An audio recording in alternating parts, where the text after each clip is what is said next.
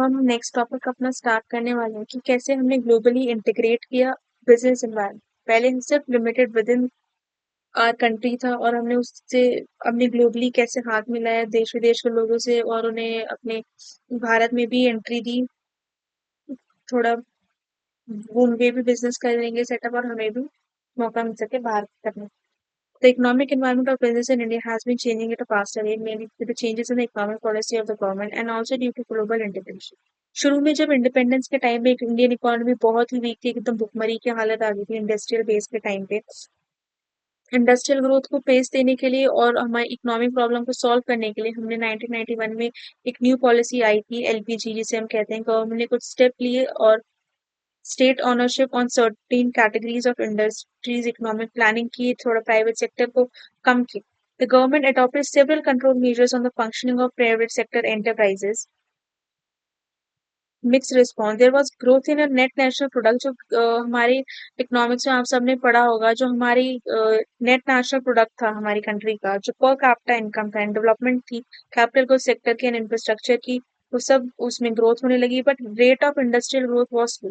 सब अच्छे से चल रहा था सब, पर जो ग्रोथ इंडस्ट्रियल ग्रोथ थी वो बहुत स्लो थी। इंडस्ट्री से ग्रोथ नहीं हो पा रही थी, वो वहीं की वहीं स्टिल थी, स्टैग्नेंट हो गई। इन्फ्लेशन एकदम से बढ़ने लग गया था। गवर्नमेंट बहुत ज्यादा serious foreign exchange crisis during 80s में सफर करी थी। As a result the government of India introduce a radical change in economic policies in 1991। This policy abolish industrial licensing in most of the cases. हमारे यहाँ पे बाहर की कंपनियों को यहाँ पे इंडस्ट्री ओपन करने के लिए लाइसेंस लेना पड़ता है। उन्होंने क्या किया, अलाउड प्राइवेट सेक्टर पार्टिसिपेशन की, क्या किया, लाइसेंसिंग को अबॉलिश ही कर दिया। उसमें कुछ नए तरीके से उन्होंने इंट्रोड्यूस किया। उन्होंने प्राइवेट सेक्टर को पार्टिसिपेशन इसमें इन्वॉल्वमेंट की, disinvestment was carried out, selling of public sector enterprises पे बहुत ज्यादा पीसीयू पीएसयू हो गए थे और प्राइवेट सेक्टर की इन्वॉल्वमेंट कम हो गई थी।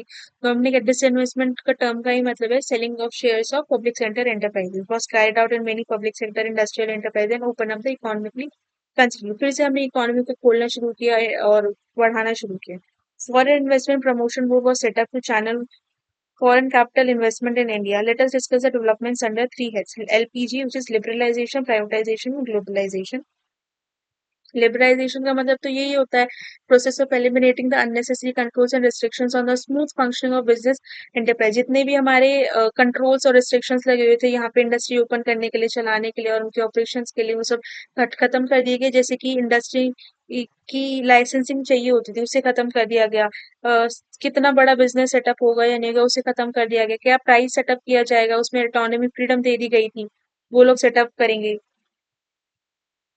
Simplifying the procedure for import and export को थोड़ा सिंप्लीफाई कर, पहले बहुत टफ था ये प्रोसेस की एक्सपोर्ट एक्सपोर्ट कितना होगा उसमें, उसको थोड़ा और इजी बना दिया गया और टैक्स रेट कम कर दी गई। सिंप्लीफाइड पॉलिसीज टू अट्रैक्ट, बहुत अच्छी पॉलिसीज इंट्रोड्यूस करी फॉर फॉरेन कैपिटल को यहाँ पे इन्वेस्ट करने के लिए और टेक्नोलॉजी के लिए। Through this liberalisation process Indian economy has opened up and started interacting with the world in a big way.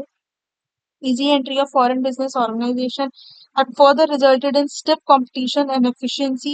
Ultimately, liberalization has helped us in achieving a higher growth rate, easy availability of goods at competitive rates, a healthy and flourishing stock market, higher foreign exchange reserve, low inflation rate, strong rupee, good industrial relation and etc.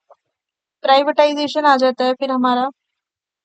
Universal trend means transfer of ownership and और management of an enterprise from public sector to the private sector. पहले जो हमारे plan, जो हमारी companies publicly government चलाती थी, government run करती थी, अब उसे प्राइवेट सेक्टर को बेच दिया जाएगा और प्राइवेट सेक्टर चलाएगा, जो कि अब करेंटली हो रहा है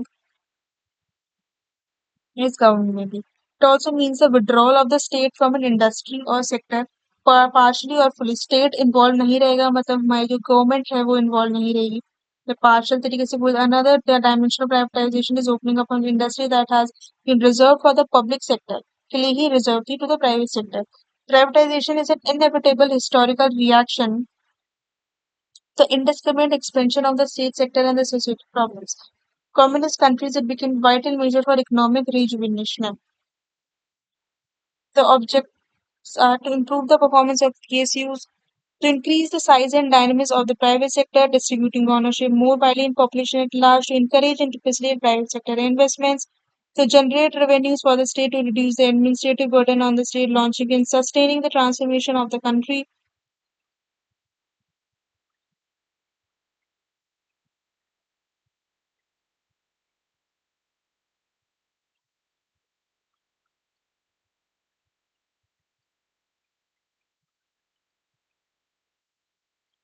ऑब्जेक्टिव्स हैं हमारे। प्राइवेटाइजेशन के कुछ इंपॉर्टेंट रूट्स हैं। प्राइवेटाइजेशन किस तरीके से किया जाता है? डाइवेस्चर से, through sales of equity, denationalization of और रीप्राइवेटाइजेशन, कॉन्ट्रैक्टिंग से, कॉन्ट्रैक्टिंग में under which government contracts out services to other organization that produce and deliver them। जैसे कि थर्ड पार्टी के थ्रू सर्विस प्रोवाइड करना। एक गवर्नमेंट कंपनी है, उसने एक्सवाइजेड थर्ड पार्टी सर्विस को हायर कर लिया कि आप हमें सर्विस प्रोवाइड कर दे दो। कॉन्ट्रैक्टिंग के through franchising, authorising the delivery of certain services की ऑथराइजेशन ही दे दी, किसी और कंपनी को ऑथराइजेशन ही देगी दे दी, और अब उनका उसका जो ऑपरेशन है, उसके जो डेली टास्क है, वो वही कंपनी अब देगी। In designated geographical area is common in utilities in urban transport.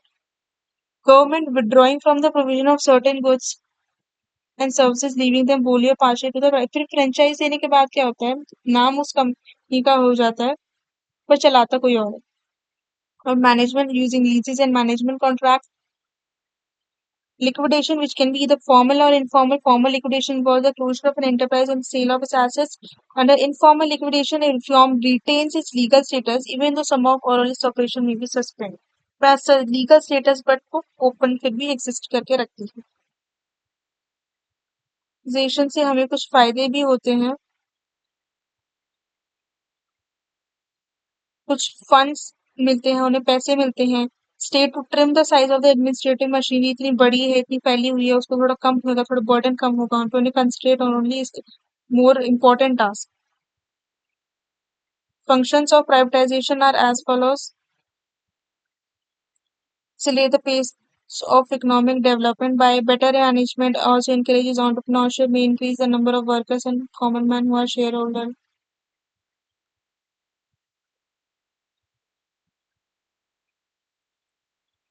उसके बाद हम आ जाते हैं ग्लोबलाइजेशन पे। ग्लोबलाइजेशन एक तरीके से is nothing but defined as the growing economic interdependence of countries worldwide through increasing volume and variety of cross-border transaction, goods and services, and of international capital flows by mixing of our economy with the international economy. May be considered at two levels: the macro, the globalization of the world economy, and the micro level, globalization of the business and the firm.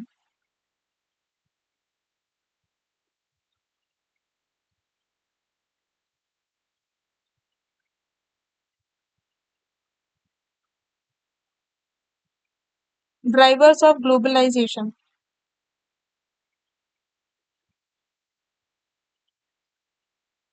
Globalisation एक होता है हमारा market globalisation drivers. Consumer की needs की वजह से भी हम ग्लोबलाइज करते हैं, ग्लोबल कस्टमर्स को की रीच करने बढ़ाने के लिए, ग्लोबल चैनल्स को बढ़ाने के लिए, ट्रांसफरेबल मार्केटिंग के लिए, लीड कंट्रीज के लिए, इसलिए हम ग्लोबलाइज करते हैं।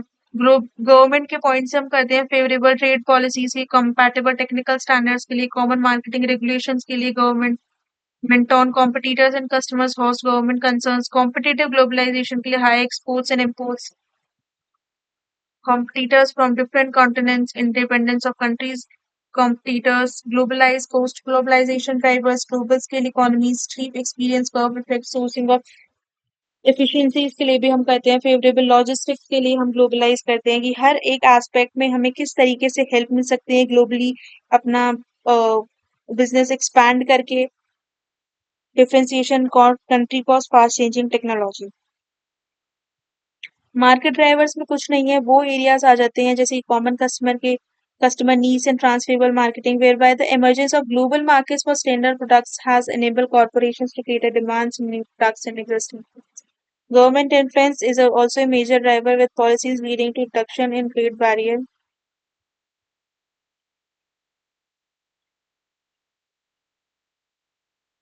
leading to reduction in trade barriers and a shift towards an open market economy.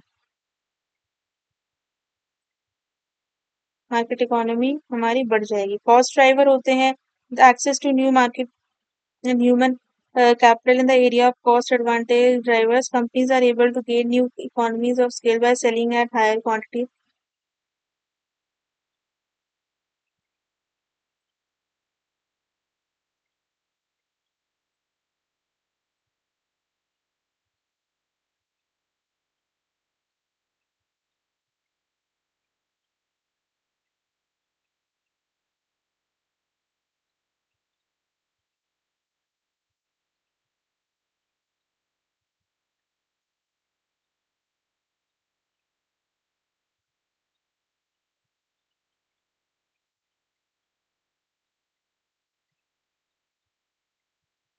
फिर हम आते हैं CSR पे। CSR कॉर्पोरेट सोशली कैसे मेंटेन करके रखता है, अपने सोशल एनवायरनमेंट के साथ रिलेशन कैसे मेंटेन करके रखता है, उनके लिए क्या क्या स्टेप्स लेता है, वो सब चीजें CSR में आती है।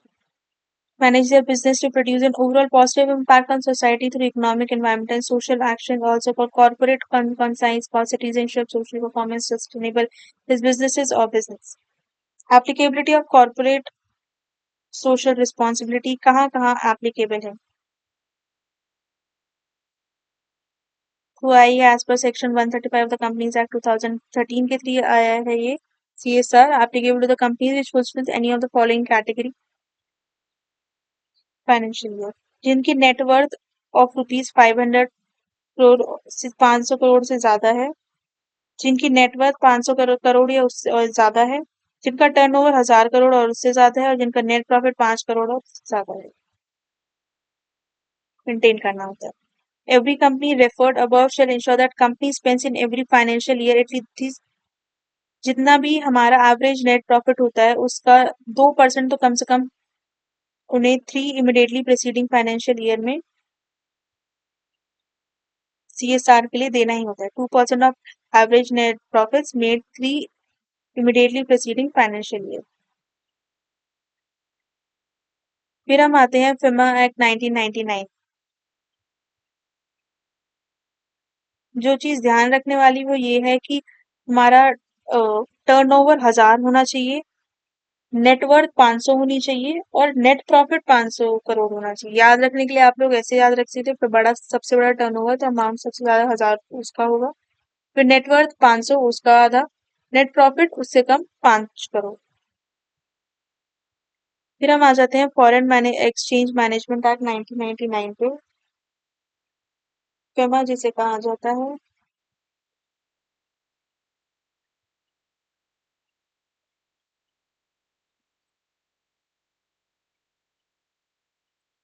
फेमा है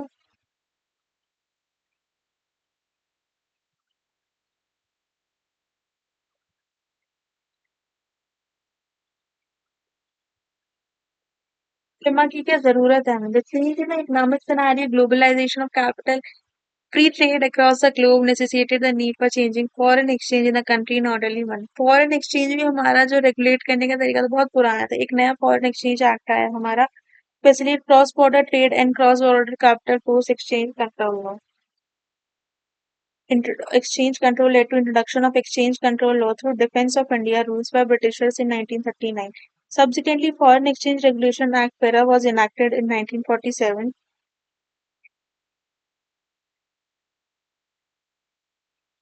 सबसे पहले एक्सचेंज कंट्रोल लॉ आया through defence of India by Britishers in 1939। फिर उसके बाद हमारा फॉरेन एक्सचेंज रेगुलेशन एक्ट आया फेरा was enacted in 1947 which was later replaced with the foreign exchange regulation act FERA के through. Government through the introduction of process liberalisation जैसे उन्होंने किया ऑफ इंडियन इकोनॉमी 19 में permitted foreign investments in various sector. Increase flow of foreign investment होने लगी, जैसे कि liberalisation खोल दिया गया तो बहुत सारी फॉरेन इन्वेस्टमेंट होने की वजह से फॉरेन एक्सचेंज भी बढ़ा हमारा। रिप्लेस्ड जो फेरा जिसे हम कहते हैं फॉरेन एक्सचेंज रेगुलेटरी एक्ट जिसे कहते थे हम, अब वो फेमा बन गया। The act has been made effective from 1st June 2000। This act enables management of foreign exchange reserves for the country। इसके में क्या क्या चीजें की गई वो है transactions regulations of transaction between residents and non-residents, investments in India by non-residents and overseas investments by Indian residents बाहर के लोग जो आके इन्वेस्ट कर सकते हैं, जो ट्रांजेक्शन होगी, permissible transaction on current account subject to reasonable restrictions that may be imposed. RBI control over capital account transactions के ऊपर कंट्रोल करके रखता है वो requirement for realization of export proceeds and repatriation to India dealing in foreign exchange through authorized persons like authorized dealer और money changer offshore banking unit adjudication and compounding of offences investigation of offences by directorate of enforcement appeal provisions including special director appeals and appellate tribunal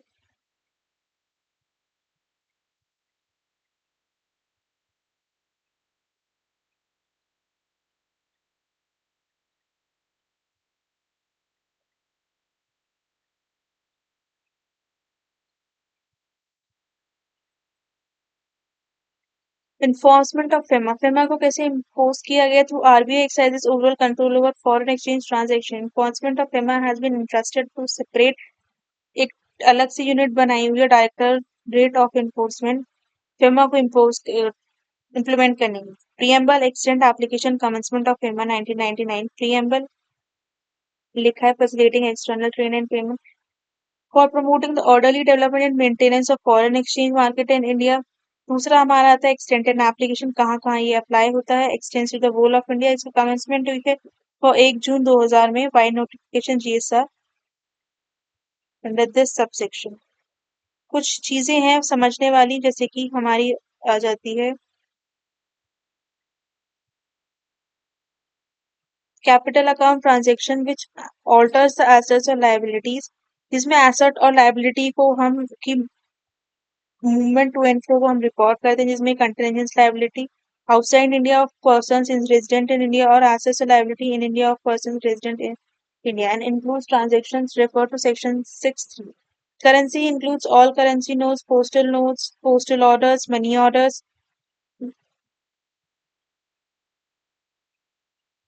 जिसमें assets और liabilities आ जाती है हमारी. ये सब चीजें हम डिटेल में और पढ़ेंगे हमारे जो इकोनॉमिक्स के टर्म्स में आता है वहां पे इसलिए हम अभी ओवरव्यू कर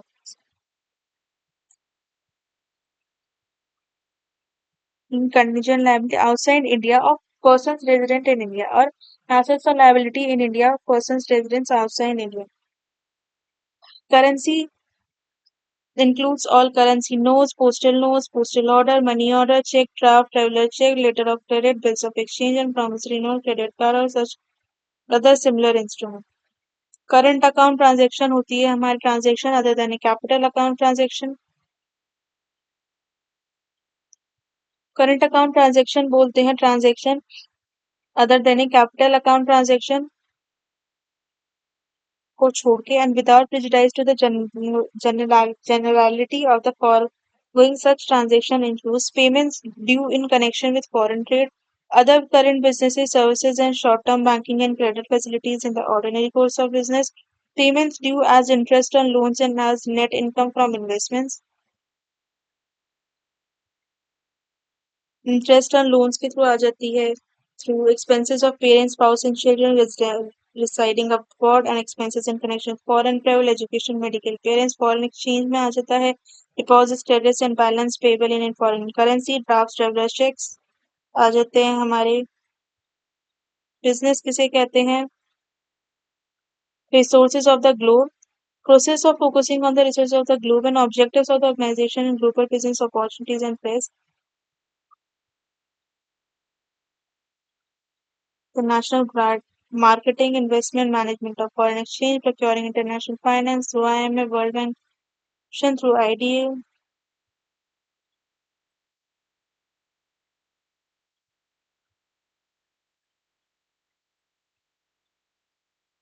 बिजनेस हम क्यों करते हैं डोमेस्टिकली तो सब करते हैं पर हम इंटरनेशनली भी क्यों डील करते हैं अपना मार्केट शेयर बढ़ाने के लिए प्रॉफिट्स इंक्रीज करने के लिए production capacities limited to home market के लिए लिमिटेड टू होम मार्केट के लिए पॉलिटिकल स्टेबिलिटी के लिए availability of technology and competent human resource के लिए हाई कॉस्ट ऑफ ट्रांसपोर्टेशन के लिए नीरेस्ट टू रॉ मटेरियल्स के लिए लिबरलाइजेशन ग्लोबलाइज. देखिए हम इन सब चीजों को एक बार गो थ्रू कर रहे हैं क्योंकि ये बहुत इजी टू अंडरस्टैंड है बहुत ही लेमैन वर्ड्स हैं आप सबको पता ही होगा कुछ समझने का आएगा तो हम आगे उसे समझ लेंगे।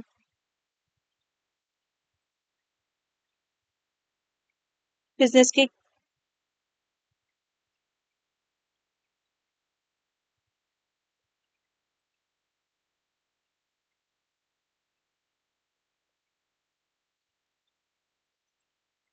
इंटरनेशनल बिजनेस करने के क्या बेनिफिट्स हैं?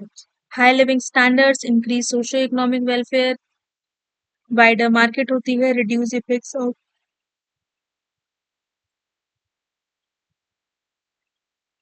बिजनेस साइकिल का इम्पैक्ट नहीं होता, जो कि हमारे रिसेशन बूम डिप्रेशन का फेस आता है, इसमें हम थोड़ा सरवाइव कर सकते हैं, रिस्क कम हो जाते हैं, large scale economies, potential untapped market, opportunity to domestic business, culture transform के लिए optimum and proper utilization of world resources, वहाँ के भी हमें resources देखने को मिलेंगे, economic growth of the world at large and division of labor and specialization. division of labor का मतलब आप सबको पता ही होगा कि कोई टास्क है हम डिवाइड कर देते हैं नंबर ऑफ यूनिट्स में और हर टास्क को as per their competent and skills के हिसाब से हम असाइन करेंगे as per their specialisation. This is division of labour. ठीक है, आगे चलते हैं. ग्लोबलाइजेशन. ग्लोबलाइजेशन वही increasing in economic integration and growing economic interdependence between nation.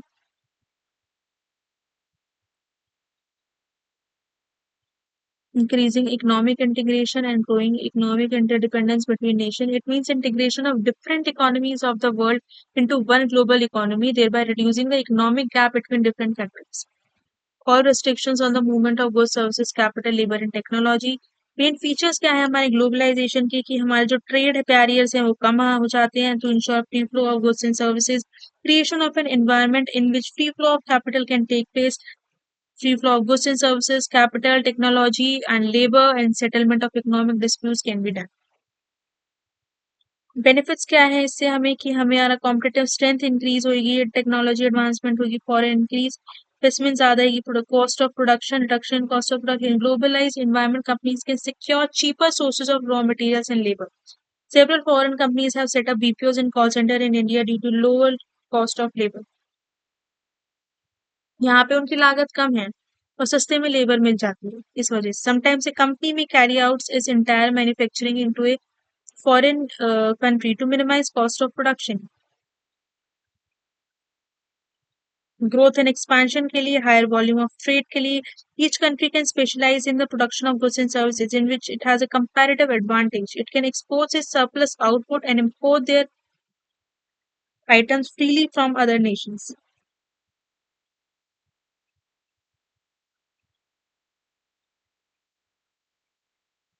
जिसमें उनका एडवांटेज है उसे वो कहीं और बेच भी सकती है और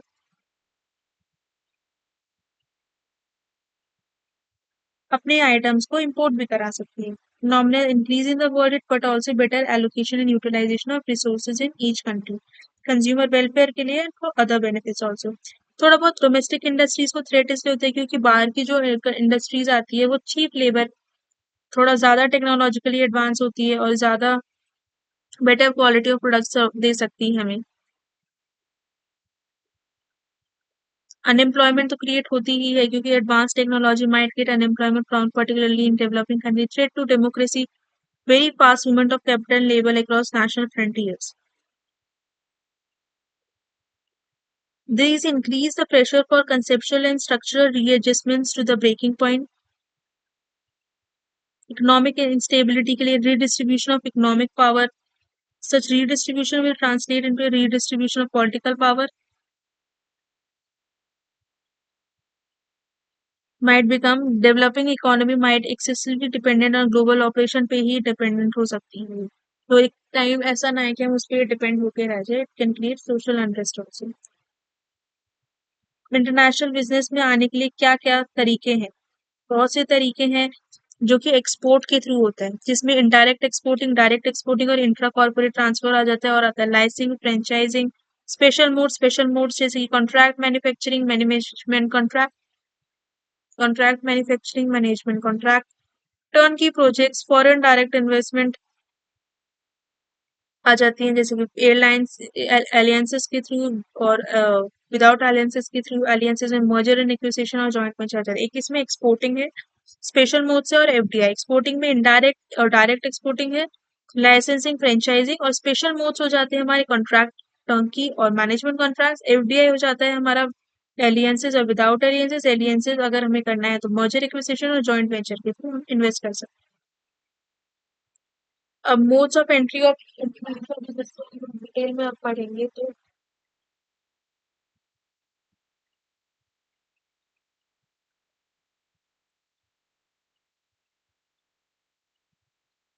एक्सपोर्टिंग क्या होता है? एक तरीके से इजीएस्ट और most widely use mode of entering into national market method है ये। हमारी बैटरी कम हो गई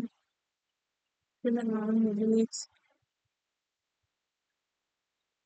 एक सेकंड दोस्तों, हम इसकी बैटरी लगा लेते हैं।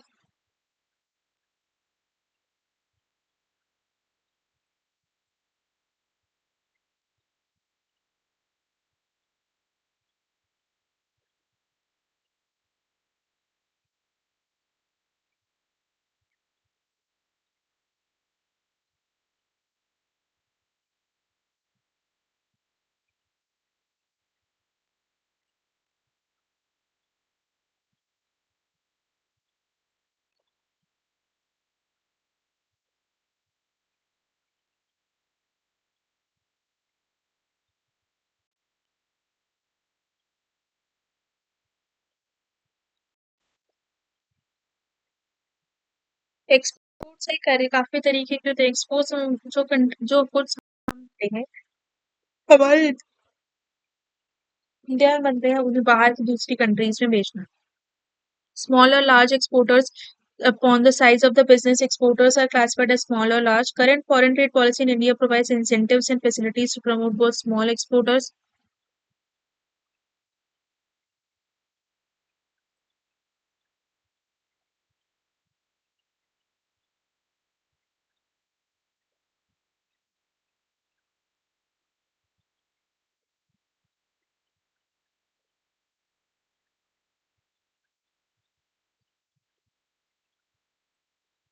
कितनी सर्विस लाइनें, कितनी ट्रक लाइनें हैं, हम ज्यादा एक्सपोर्ट भी कर सकते हैं।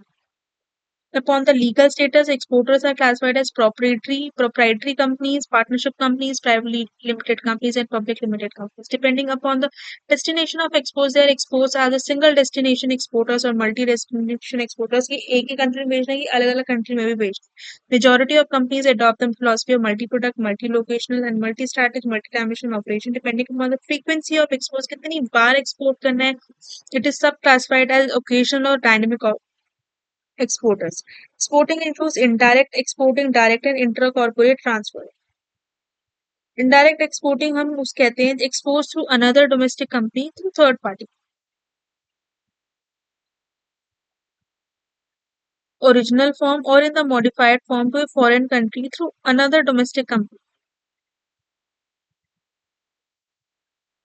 कंपनी के थ्रू अगर मैं देखूं तो सेल एक एग्जांपल देखते हैं। बहुत से पब्लिशर हैं जैसे कि हिमालय पब्लिशिंग हाउस है, सेल देयर बुक प्रोडक्ट्स जैसे कि books to UBS publishers of India को बेचते हैं।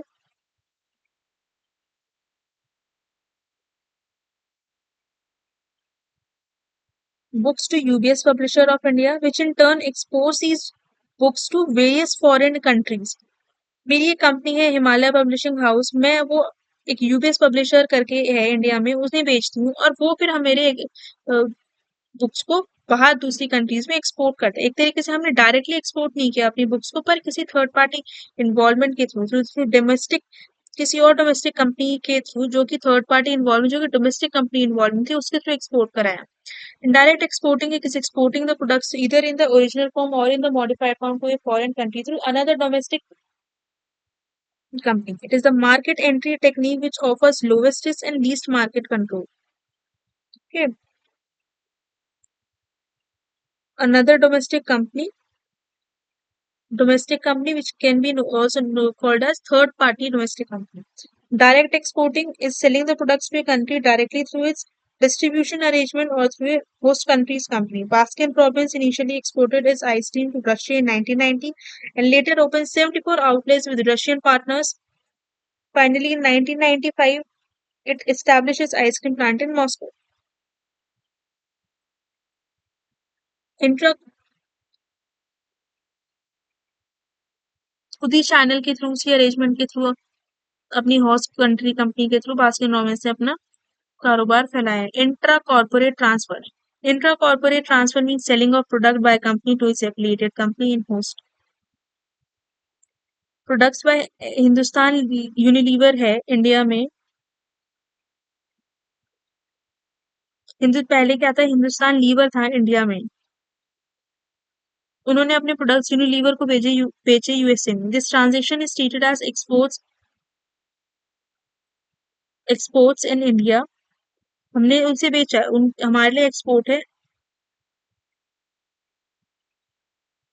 पर यूएसए के लिए वो इम्पोर्ट है, ने मंगाया है। इसे हम इंट्रा कॉर्पोरेट ट्रांसफर बोलते हैं। Mean selling of product by a company to, मतलब वो हिंदुस्तान यूनिलीवर लिमिटेड पूरी एक तरीके से उसकी एफिलिएटेड कंपनी है जो कि यूएसए में है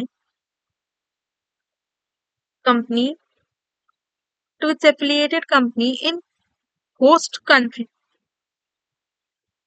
और वो होस्ट कंट्री एक दूसरी कंपनी है। होम कंट्री ये होती है जो जो कि इंडिया है। होस्ट कंट्री वो हमारी होस्ट है एक तरीके से, जिसे हम दे रहे हैं उसे, और वो एफिलिएटेड कंपनी और वहाँ होस्ट कंट्री में, जिसे हम बोलते हैं intra corporate transfer. To be considered by a company while exporting are as follows: government policies like export policies, import policies, export financing of foreign exchange, government policies, marketing factors, image, distribution network और location consideration, सब चीजें हमें ध्यान रखनी पड़ती है कुछ भी एक्सपोर्ट कराते हैं। Indirect for exporting, direct exporting, intra corporate transfer. फिर हम आ जाते हैं लाइसेंसिंग पे। Is the method of foreign corporation whereby firm in one country agrees to permit a company in another country, एक कंट्री की जगह दूसरी कंट्री में वो परमिट कर देती है उस कंपनी को रन करने, to use the manufacturing processes, trademark, know how और some other skill provided by the licence. Licensing is a method of foreign operation whereby a firm in one country agrees to permit a company in another country to use the manufacturing, processing or some other skill provided by the licensor। किसने licence दिया है? एक तरीके से मान लो वहाँ ए company है मेरी यूके में जो, और उन्होंने हमें इधर बी कंपनी है एक इंडिया में, उसे परमिट कर दिया, उसे लाइसेंस दे दिया उसी नाम में कंपनी चलाने का, और सेम ही उसका trademark, process, know how use करने का बाय द लाइसेंसर। जैसे कि कोका कोला है,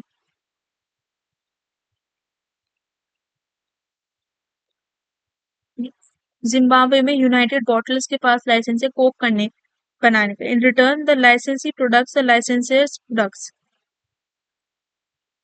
लाइसेंसी प्रोड्यूसेस द लाइसेंसर। लाइसेंसी कौन है? जिसे लाइसेंस दिया गया है, इंडिया, और लाइसेंसर कौन है? जो लाइसेंस दे रहा है, जो कि जिम्बाब्वे में यूनाइटेड बॉटलर्स है। Market these products in his assigned territory and pay the licensor, उसे लॉयल्टी पे की जाती है related to the sales volume of the products. International licensing in terms of cash ही है, उसे हम लॉयल्टी बोलते हैं। पर licensing is an agreement between the licensor and the licensee over a period of time for the use of brand name, उसकी marketing, how, know how, copyright work को use करने के। Good way to start a foreign operation: brings in technology, new taste and fashion, new parent and receiving partner interest. Means both get most out of marketing effort, capital not tied up in foreign operation, and options to buy into partner exist or provision to take royalties in court.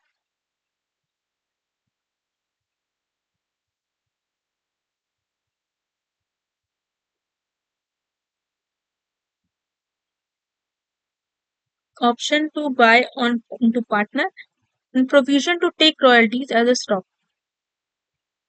Participation ही, क्योंकि बहुत ज्यादा too length of agreement, specific product, process, trademark, potential returns from marketing may be lost, partner develops know how and so licence is short.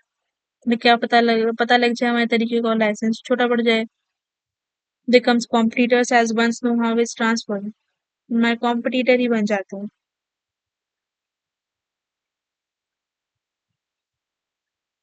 Franchise दे रखी है जैसे कि Domino's है।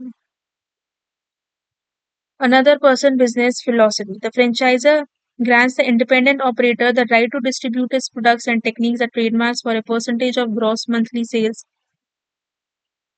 and a royalty fee. Various tangible and intangible, such as national or international advertising, training, and other support services, are commonly made available by the franchise. National international advertising हो गई, बहुत सी चीज़ें tangible हुई या intangible हुई जो कि advertising हो गई, ट्रेनिंग होगी, सपोर्ट सर्विसेज वो सब फ्रेंचाइज़र ही देता है। एग्रीमेंट्स में टिपिकली 5 से 30 साल तक होता है। फ्रेंचाइज़ी लेने के लिए कुछ चीज़ें होनी चाहिए, लोकेशन होनी चाहिए, गुड ट्रैक ऑफ प्रॉफिटेबिलिटी होनी चाहिए, अनसाउंड नहीं होना चाहिए, अराउंड यूनिक और अनयूजुअल कांसेप्ट नहीं होना चाहिए, ब्रॉड ज्योग्राफिकल अपील होनी चाहिए, रिलेटिवली ईज़ी ये फ्रेंचाइज़ी दे देता है। अच्छा रिलेटिवली इनएक्सपेंसिव टू ऑपरेट,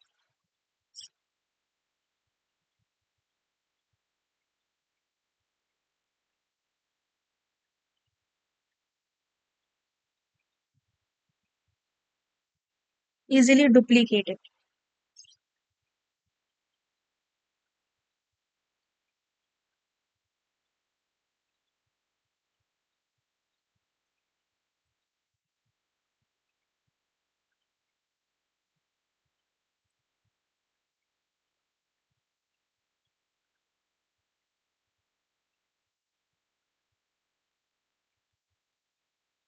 सुन हो रहा है legal consideration as leave of many of the mundane duties से रिलीव किया जाता है उसे necessary to start a new outlays such as obtaining the necessary license and permits. Operational consideration are said to have a greater incentive than direct employees.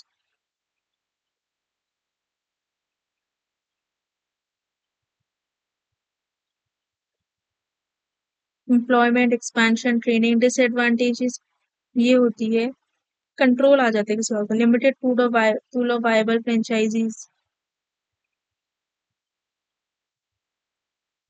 Franchise के लिए कोई guarantee नहीं है कंट्रोल प्राइस और कॉन्ट्रैक्ट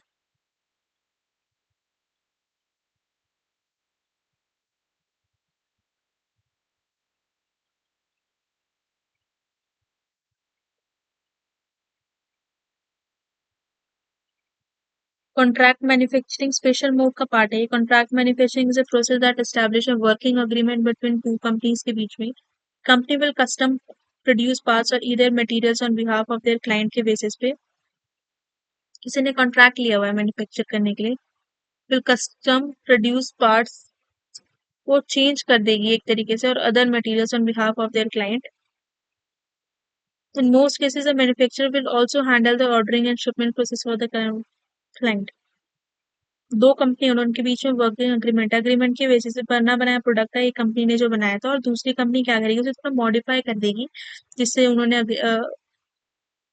अग्रीमेंट दिया है थोड़ा modify कर देगी उस उनके क्लाइंट के बिहाफ में मैन्युफैक्चरर भी इन्वॉल्व होएगा ऑर्डरिंग और शिपमेंट के प्रोसेस में the client does not have to maintain manufacturing facilities purchase raw material और hire labour in order to produce the finish good The basic working model used by the contract manufacturer translates well into many different industries.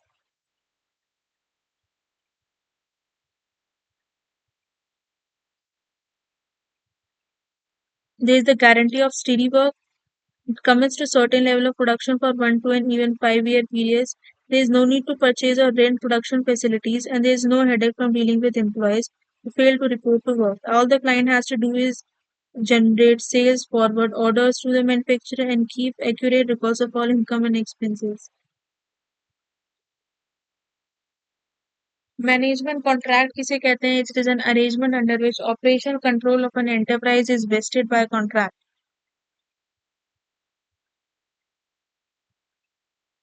जो operational contract दिया हुआ है, operational control is with separate enterprise perform managerial functions.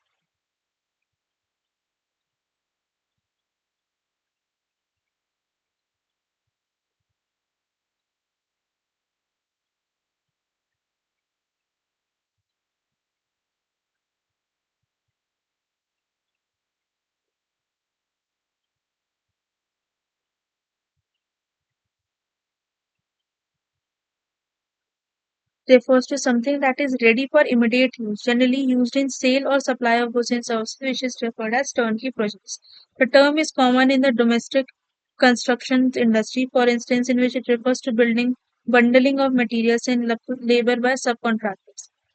तो हमने इसमें क्या पढ़ा है, बेसिकली कॉन्ट्रैक्ट मैन्युफैक्चरिंग तो वो हो गया, दूसरी कंपनी को हायर कर लिया जाएगा पर ऑलरेडी प्रोड्यूसर को ऑल्टर मॉडिफाई करने, लेकिन जो ऑपरेशनल टास्क है वो हमारे मेन कंपनी कर रही है, लेकिन हमारे कॉन्ट्रैक्ट मैन्युफैक्चरिंग है और ये है मैनेजमेंट कॉन्ट्रैक्ट्स। इसमें हमारे जो ऑपरेशनल कंट्रोल है it is with a separate enterprise and which perform managerial functions.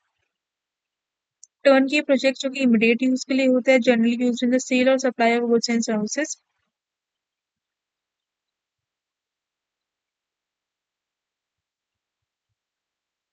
The toilets, tub faucets, pipes, etc. known as well as the plumber's labor without any contribution by the general contractor. This is commonly used in motorsports to describe a car being sold with drivetrain.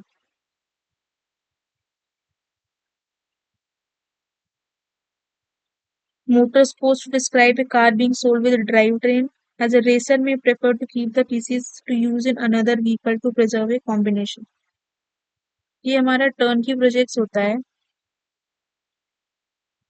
Construction industry में होता है, जहाँ पे हम electrician का काम बांट दिया हमने इमीडिएट यूज के लिए, हमने प्लम्बिंग का काम किसी और को दे दिया। तो ये सब टर्न की प्रोजेक्ट्स हैं। टर्न की job by A plumber which include the parts.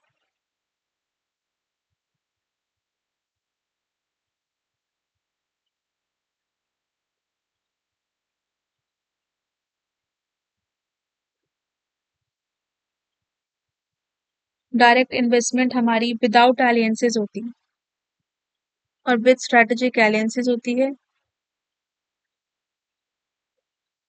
के थ्रू।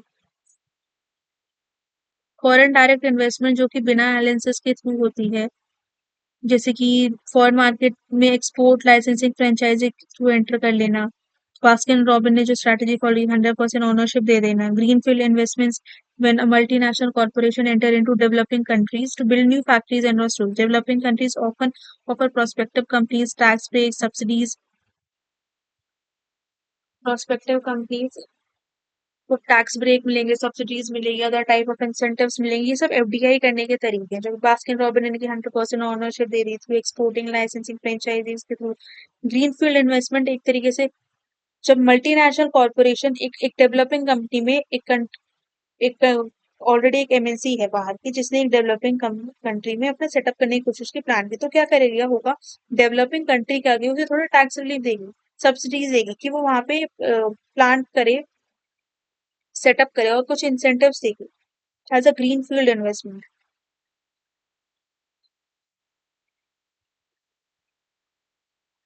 उन्हें कॉर्पोरेट टैक्स रेवेन्यू अगर कम भी मिल रहा है गवर्नमेंट को, it's okay if this see अगर जॉब्स क्रिएशन हो रही है to boost the country's human capital.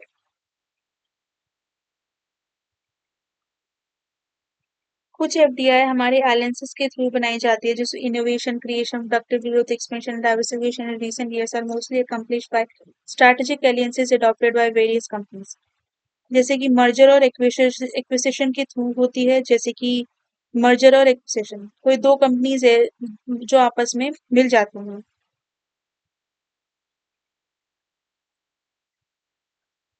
that are taking place beyond the boundaries of a particular country. It also termed as a global merger, an acquisition or cross-border merger, have collectively contributed towards the development of international mergers and acquisition. It takes place in different forms, for example, horizontal, vertical, conglomerate, conjugate, reverse dilutive, accelerate, performed for the purpose of obtaining some strategic benefits and the benefits of a particular country, जैसे कि Maruti Suzuki का एक, sorry Maruti Suzuki नहीं, वो आगे का topic है, joint venture behind the growth of A company. Next है हमारा joint venture is an entity formed between two or more parties to undertake economic activity together. The parties agree to create a new entity to share in the revenues, expenses, and control of the enterprise. Can be defined as an enterprise in which two or more investors share ownership and control over the property rights and operation. One specific project only के लिए or a continuing business relationship entering into a joint venture is a major decision.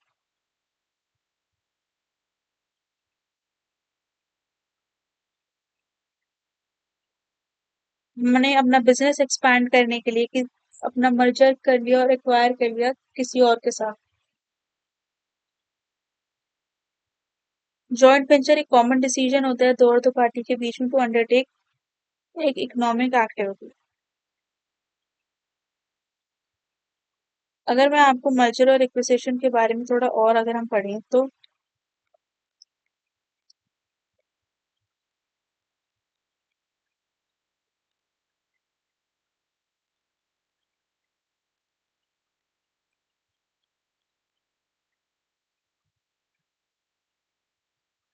either through a merger when they are formed a new entity or an acquisition where one takes over another।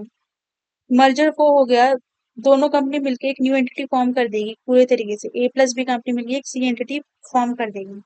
और acquisition कहते हैं जब एक दूसरी company को acquire कर लेती है कॉस्ट सेव करने के लिए, मार्केट शेयर एक्सपेंशन के लिए, लिमिटिंग कंपटीशन के लिए।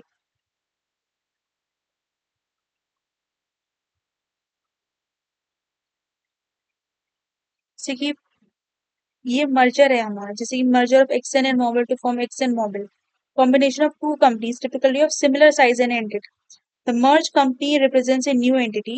Shareholders of both the original companies may receive shares in the new entity। Cash flow. अब अगर मैं एक्विजिशन की बात करूं, one company taking over another, दोनों कंपनी ने मिलकर एक सी कंपनी खोली, लेकिन एक्विजिशन एक कंपनी को दूसरी कंपनी को एक्वायर ही कर लिया, gaining control over assets and operation. Facebook ने एक्वायर कर लिया इंस्टाग्राम। आउटकम क्या हुआ? The acquired company ceases.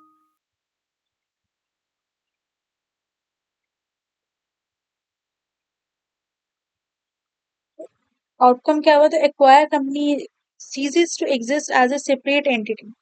जो फेसबुक है वो एक सेपरेट एंटिटी नहीं रहेगी and the acquiring firm continues operation. अब फेसबुक का ऑपरेशन इंस्टाग्राम ही संभालता है। एक्वायर्ड कंपनी शेयर होल्डर्स में receive shares in the acquiring company और कैश पेमेंट्स। इसमें क्या हुआ? फेसबुक अलग है, इंस्टाग्राम अलग है, ये पर फेसबुक में, सॉरी फेसबुक, अब इसमें क्या हुआ? ए और बी मिलके सी एंटिटी बना देते थे मर्जर में, तो उसके जो शेयर होल्डर्स थे उन्हें अलग से सी कंपनी के नाम पे मिलते थे शेयर्स, और उसका आउटकम क्या होता था? एक सेपरेट लीगल एंटिटी बन जाती थी। लेकिन एक्विजिशन में क्या होता है? एक ए कंपनी बी कंपनी को एक्वायर कर लेती है और दोनों अलग अलग सेपरेट एंटिटी के बेसिस पे, not a separate entity but अलग अलग रन तो करते हैं, लेकिन नाम उन दोनों का अलग अलग ही चलेगा, एक नया नाम नहीं फॉर्म होगा। लेकिन वो एक्वायर हो जाएगी और जो ऑपरेशंस है वो उसके जो कंपनी जिसने एक्वायर किया है वो चलाएगी। ceases to exist as a separate entity and the acquiring firm वो एज ए सेपरेट एंटिटी नहीं रह जाएगी, नाम अलग अलग ही है आज भी, बट वो एक अलग कंपनी नहीं रह जाएगी और उसके ऑपरेशंस।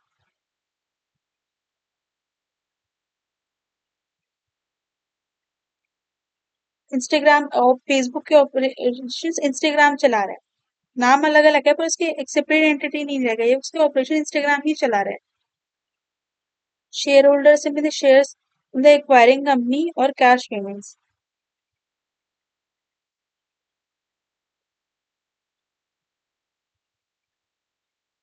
सी एंटिटी बन गया, उसका अलग से नाम हो गया, बट इसमें अलग से नाम नहीं हुआ, अलग अलग नाम से सी चल रही है, बट वो सी अब सेपरेट एंटिटी नहीं रही है, उसके ऑपरेशंस जिसने एक्वायर किया कंपनी ने वही चलाए, the acquiring company. Merger acquisition से क्या होता है? एक सिनर्जी मिलती है, combining operations to create greater value than sum of the individual companies, cost saving, market share expansion, eliminating competition and diversification. ये होता है हमारा मर्जर एंड एक्विजिशन, जो कि होता है हमारा एक तरीके से foreign direct investment with strategic valuences. ठीक है, अब अगर हम सम अप करें क्या क्या मोड्स थे हमारे।